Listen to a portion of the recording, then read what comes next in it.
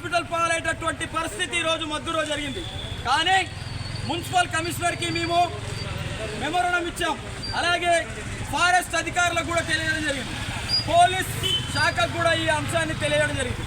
కానీ ఇప్పటి వరకు కూడా ఆ కోతులను కట్టడి చేసే అంశంలో అటవీ శాఖ అధికారులు కానీ మున్సిపల్ కమిషనర్ కానీ ఎక్కడ కూడా స్పందన లేదు. అయితే మేము 3-4 రోజుల నుండి ఈ అంశం పైన మీడియా ద్వారా మరియు ప్రత్యేకంగా మున్సిపల్ అధికారులకు వివరణ ఇవ్వడం కూడా జరిగింది. కానీ ఈ ప్రజలను పట్టించుకునేటటువంటి నాదుడు ఈరోజు మద్దూరులో లేదనే అంశం కనిపిస్తూ ఉన్నది. అలాగే ఈ యొక్క కోతుల నుండి ప్రజలను రక్షించాలని చెప్పేసి ఈ సందర్భంగా ఇప్పుడైనా కనివిప్పు చేసుకోవాలని చెప్పేసి ఈ నిరసన తెలియజేస్తూ ఉన్నాం. అయితే ముసలి వాళ్ళను, చేతగానటువంటి వాళ్ళను, మరి అలాగే చిన్నపిల్లలను, మహిళలను అది తీవ్రంగా ఇప్పటి వరకు 10 నుండి 11 మంది వరకు కూడా దాడి చేసినటువంటి సందర్భం ఈరోజు కోతులది ఉంది. అయితే ఆ కోతులు మద్దూరులోనే ఉన్నాయి. చాలామంది పైన దాడి చేస్తూ ఉన్నాయి. చాలామందికి గాయాలవుతూ ఉన్నాయి. మద్దూరులో సరి అయినటువంటి వైద్యం లేదు. వాళ్ళని నారంపేట నుండి బాబునగర్ నుండి పంపిస్తున్నటువంటి సందర్భం. కానీ ఇంతగానం దాడులు చేస్తున్నా ఈ యొక్క అధికారులకు ఎందుకు చలనం లేదని చెప్పేసి ఈ సందర్భంగా అడుగుతాము. వెంటనే అధికారులు స్పందించాలి.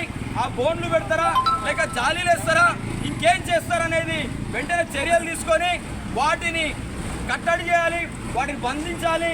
అవసరమైతే వాటిని ఈ గ్రామం తొలగించే విధంగా చర్యలు తీసుకోవాలి. కానీ వెంటనే కనుక స్పందించకపోతే పెద్ద ఎత్తున ఉద్యమం చేస్తామని చెప్పేసి ఈ సందర్భంగా తెలియజేస్తా ఉన్నాం. ఇప్పటికైనా అటవీ శాఖ అధికారులు, మున్సిపల్ అధికారులు స్పందించాలి, వెంటనే చర్యలు చేపట్టాలని చెప్పేసి కోరుతా ఉన్నాం. అలాగే మనతో పాటు ఆ యొక్క సమస్య, ఆ యొక్క కోతి పిల్లలకు బలైనటువంటి మన తాత ఉన్నాడు, అలాగే చాలా మంది ఉన్నారు. వాళ్ళతో కూడా మేము ప్రత్యేకంగా చూడడం జరిగింది. వాళ్ళని ఇక్కడికి తీసుకురావడం జరిగింది. వాళ్ళే ఒకసారి మాట్లాడతారు, చూడండి, చెప్తుందా నీకేమైనా.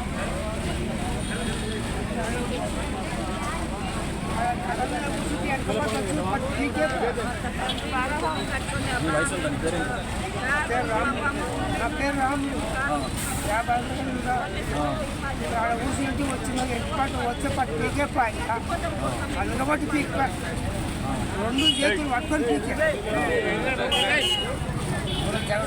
పట్టే పీక్. ఎంతసేపు లేదు,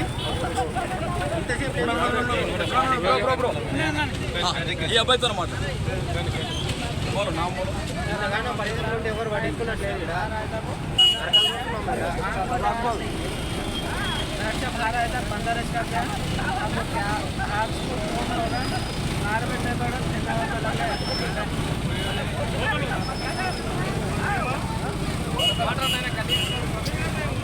ఫోటో స్పందించాలి, మున్సిపల్ కమిషనర్ స్పందించాలి.